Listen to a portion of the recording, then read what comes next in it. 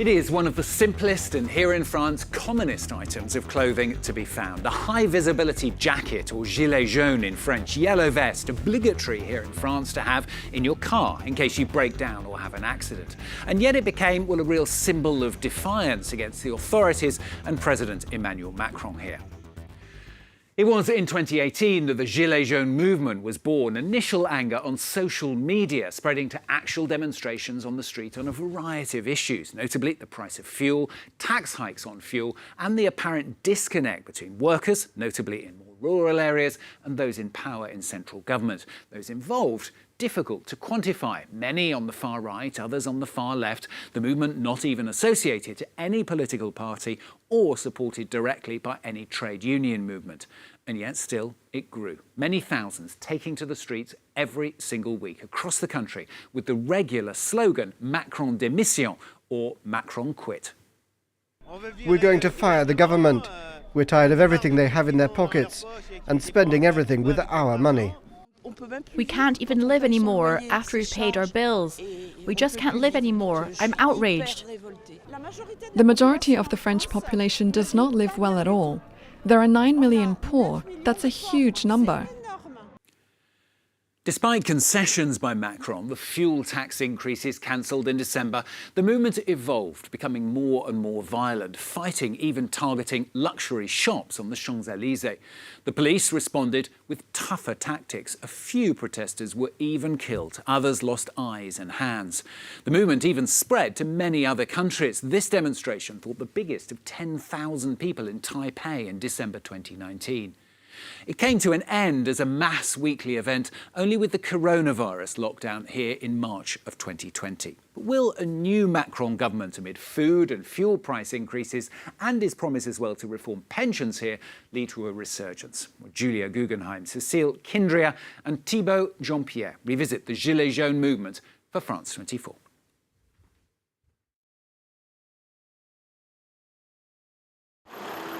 The Espérance roundabout in Lisieux, northwest France. Almost 4 years after the start of the Gilets jaunes or yellow vest movement, a few die-hard protesters are still occupying it. This is where Alexandre Barrault, an unemployed manual worker, committed himself to the cause. We all have the yellow vest movement in our hearts. We all have it in our hearts, it's true. It's something striking. In any case, the yellow vest movement will go down in history. We first went out because of the price of diesel. That was what woke people up. Then there were other demands. Tax justice, social justice, the cost of living in general. Our demands are always the same. Where we've succeeded is to have made people really aware of them. The movement is profoundly anti-President Emmanuel Macron and has brought together people from across the political spectrum. This has caused ongoing, fierce debate within. I voted in both rounds. #against Macron. And that's that. Anyway, we've got another 5 years now. Lucas, even if we hadn't voted, we would have got him anyway. We can't solve this question. What counts today is that we stay united. There are people who come to the roundabout just to talk, because they are all alone at home. They think they can't get by. And here we are managing to share a lot, helping each other, even if there are people who don't have money. Alexandre's next project is to create a large shared garden. We'll share all the vegetables between everyone, even those who can't help much. But the yellow vests in Lisieux are quite like a family.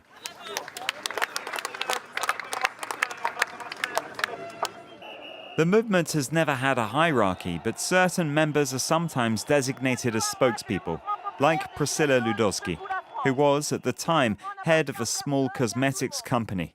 After launching a petition against the carbon tax, she was present at the first official protest on the 17th of November 2018. The first day is one that marked me the most because at the beginning we were supported by policemen. We talked with policemen who claimed to be Yellow Vest supporters under their uniforms. I wasn't an activist at all, not even part of an associative movement or organization. I learned a lot about people's anger in general.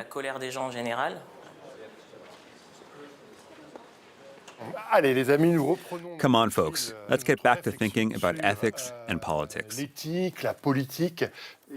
She's now continuing her learning at the Academy of Future Leaders, a program created by association representatives to train civil society figures in politics.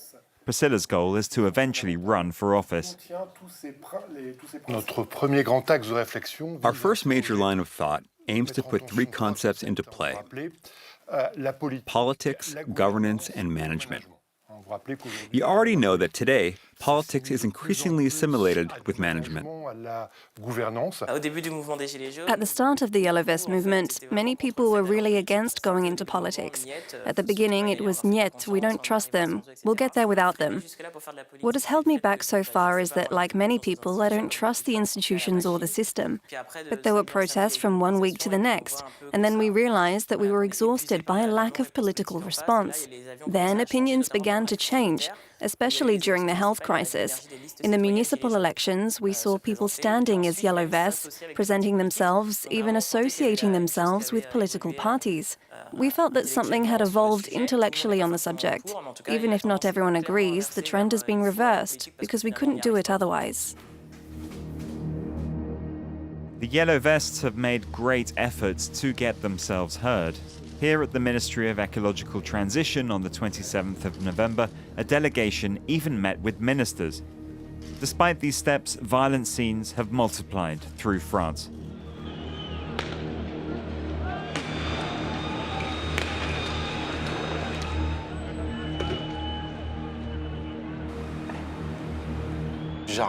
When I got to Paris, it was like a war zone. Excuse the expression. It was the first time I had seen scenes like that. Surprise quickly gave way to action. Alexandre Barrault was among a group who chose to react with violence. For attacking the police during demonstrations, he was sentenced to 3 months in prison. He also lost his civil rights for 5 years and was banned from leaving the country. I think that there are many, and there will be more of those who express themselves through violence. Without violence, we will never be listened to. When it's calm, we don't hear about it. As soon as things get broken, that's unfortunately when we start hearing about it. When he was released from prison, Alexandre was forbidden to come to Paris and demonstrate. He defied the ban. He was spotted in photos and videos, and a few days later, he was rearrested at his home in Lisieux. I found myself in front of 30 police officers dressed as soldiers. Helmets, shields, assault rifles. Yes, real assault rifles. They came into the house and threw me to the ground. It was crazy. Then I was in prison, and not just any prison. It was a disciplinary ward, but for lesser offenses than the first time because I wasn't accused of violence. It was really just to demoralize me and to break me. I felt like a jihadist. I'm even being monitored for radicalization today, social radicalization. Around 12,000 people were arrested the first year of the movement. 400 of them received prison sentences. Others paid with their flesh. My name is Eddie Bellini. I'm currently in front of the police prefecture of Puy-en-Velay. That's where the police took my eye on December 1st, 2018. In the late morning of the day in question, a procession of protesters had entered the courtyard of the police station. They stayed there for some time before the police expelled them. Some protesters resisted. The response came in the form of flash grenades, sting ball grenades, and tear gas. When the evacuation took place, I backed off. I kept my distance. I didn't come to fight or do anything violent. I didn't want to take any risks. That's when a grenade exploded in my face. I put my hand over my eye while tilting my head a bit. and my eye emptied out. It went through my fingers. From one second to the next, I had lost an eye, my identity, my face. I was disfigured. I lost my job and my license.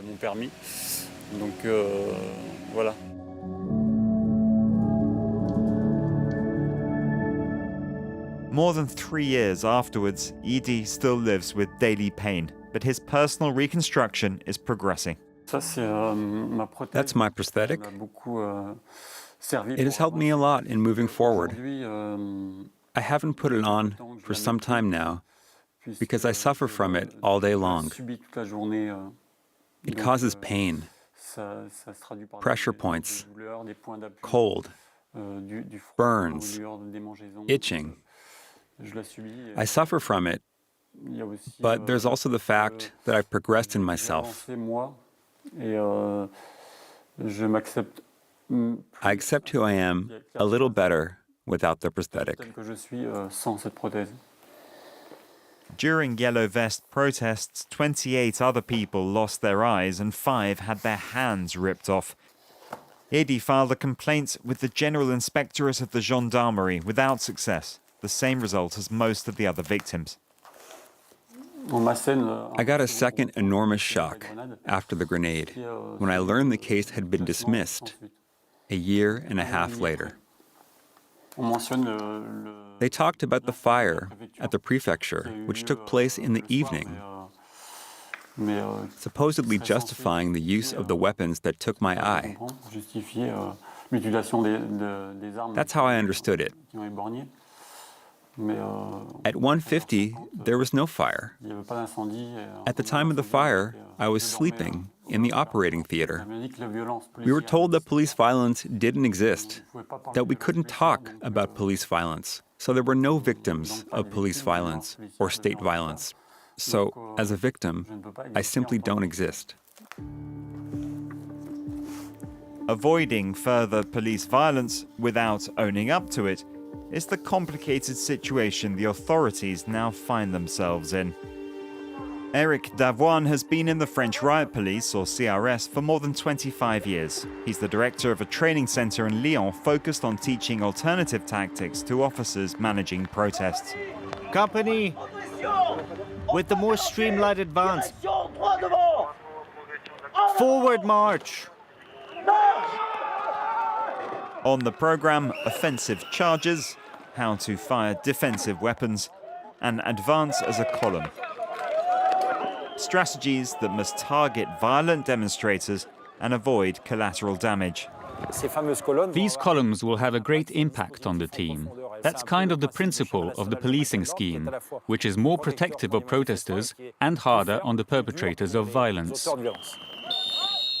This new national policing scheme was enacted in 2021, but its detractors criticize it for not making any changes to the use of indeterminate weapons, flashballs and sting ball grenades, which are the main cause of injuries during demonstrations. Eric Davoine, who was present on the Champs-Élysées during demonstrations there, claims it's an appropriate use of force. We were no longer maintaining order, but were overwhelmed. It was a day of general rioting of an insurrectional nature, and we were experiencing combat scenarios. In view of the length of the event, 8 months of conflict with gatherings across France, we couldn't meet the demand, and so we hired personnel who were less experienced in frontline techniques, because we had no choice. It's not easy to maintain order when you're not a specialist. As the weeks went by, police violence increasingly became one of the main concerns of the Yellow Vest movement. That's the case for Eddy. After he lost an eye, he says he saw activism as a source of therapy. Today, he's traveling to Paris to participate in the International Day Against Police Violence.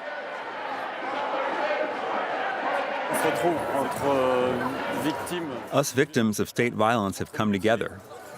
As mutilated people, it's important to meet, help each other, continue to demonstrate together, and raise our voices.